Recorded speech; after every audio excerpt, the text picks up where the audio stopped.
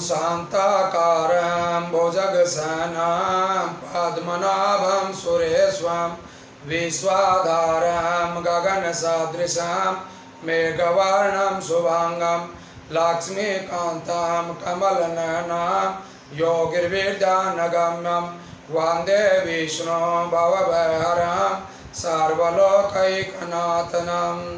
हम भगवान से प्रार्थना करते हैं कि सभी भक्तों के घरों में सुख शांति हो, हमारे विश्व में सबका घर में सुख शांति हो और किसी के घर में कोई दुख नहीं हो। अब हम आपको कथा सुनाते हैं, आप सभी भक्त कथा को सुनते रहें, बार बार सुने। इस चैनल को सब्सक्राइब करें और शेयर भी करें। दुर्योधन का दाह संस्कार तथा कृष्ण द्वारा राजा युधिष्ठिर को राजसूय यज्ञ के लिए प्रेरित करना और उन्हें नीति बोध कराने के लिए बाण सैया पर लेटे भीष्म पितामह के समीप ले जाना। सूत जी ने कहा कि ऋषियों, अश्वत्थामा को छोड़ देने के बाद जब युधिष्ठिर और भगवान श्री कृष्ण जी की आज्ञा पा करके दुर्योधन आदि के जो सब युद्ध भूमि में पड़े हुए थे, उन्हें सबके संबंधियों ने उठा करके उनका विधि पूर्वक दाह संस्कार किया गया। जिस समय भगवान श्याम सुंदर के साथ धृतराष्ट्र, पांडव, कुंती, द्रौपदी और गांधारी आदि स्नान करने के लिए गंगा तट पर पहुंची, उस समय वे स्त्रियां जो विधवा हो गई थी अपने अपने पतियों के गुणों का वर्णन करके विलाप करने लगी। उनका वह विलाप सुनकर के धर्मावतार राजा युधिष्ठिर अत्यंत शोकाकुल हुए तथा स्वयं धिक्कारते हुए इस प्रकार कहने लगे कि अपने सौजन संबंधियों को युद्ध में मरवा देने के कारण मुझे जो पाप लगा है वह कभी भी नहीं छूटेगा।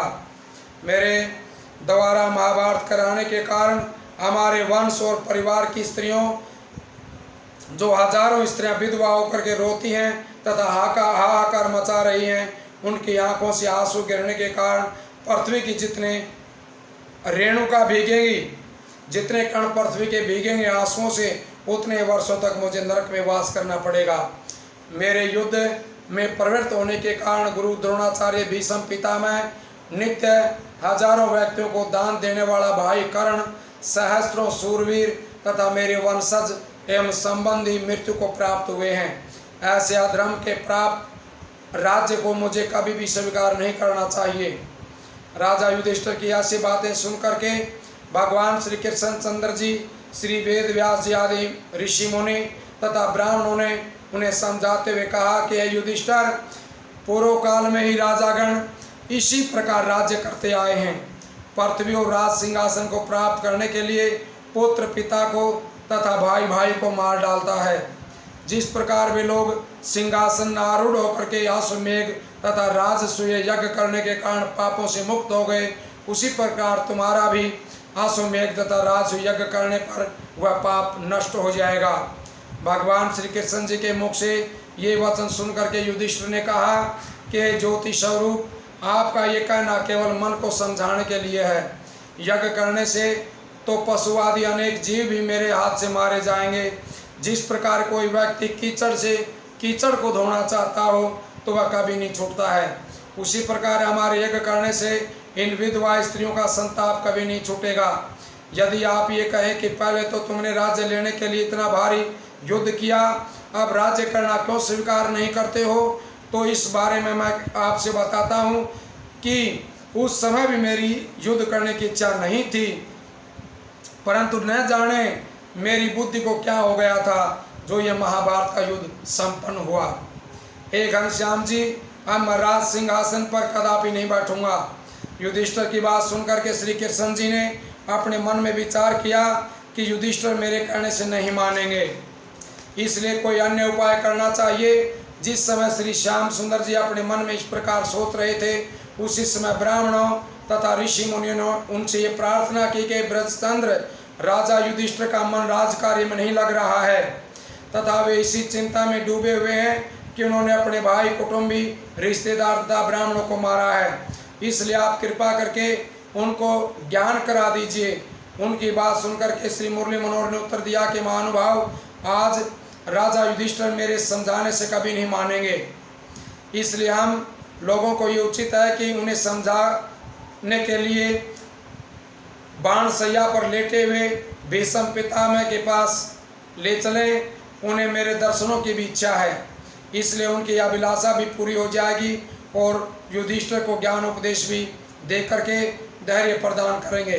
ये कह करके श्री कृष्ण जी ने राजा युधिष्ठिर को अपने पास बुलाकर कहा कि धर्मराज, तुम्हारी चिंता अभी नष्ट नहीं हुई है। उधर ब्राह्मण कहते हैं कि तुम्हें पाप से छुटकारा पाने के लिए अश्वमेध यज्ञ करना चाहिए।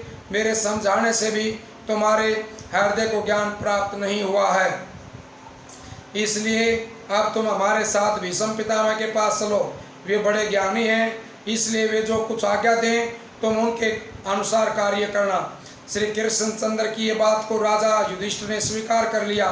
तदुपरांत वे अपने चारों भाई द्रौपदी, ब्राह्मण तथा ऋषि मुनियों के साथ भगवान श्याम सुंदर के साथ उस स्थान पर जा पहुँचे जहाँ युद्ध भूमि में श्री भीष्म पितामह बाण सैया पर लेटे हुए थे। समस्त ब्राह्मण मंडली दाईं ओर बैठ गई तथा पांडव बाईं ओर जा बैठे। भगवान श्री कृष्णचंद्र उनके मुख के सामने चरणों के पास आसानी से जाकर के खड़े हो गए, क्योंकि वे जानते थे कि भीष्म पितामह को उनके दर्शनों की अभिलाषा है। इसलिए यदि वे किसी दूसरी ओर बैठें तो पितामह को घायल अवस्था में करवट लेने में विशेष कष्ट हो जाएगा। इस समाचार को पाकर के देव ऋषि नारद, भारद्वाज, परशुराम आदि भीष्म पितामह से ज्ञान उपदेश सुनने के लिए जा पहुँचे। उस समय श्री भीष्म पितामह ने भगवान यशोदानंदन का मानसी पूजन किया। बोले श्री बांके बिहारी लाल की जय हो, बोले कृष्ण कन्हैया लाल की जय हो, बोलिए राधे राधे। सभी भक्तों से प्रार्थना है इस चैनल को सब्सक्राइब करें, शेयर भी करें। जिन्होंने सब्सक्राइब किया हुआ है वो दोबारा सब्सक्राइब ना करें और इस भागवत के पाठ को सुन करके अपने पितरों को संतुष्ट करें।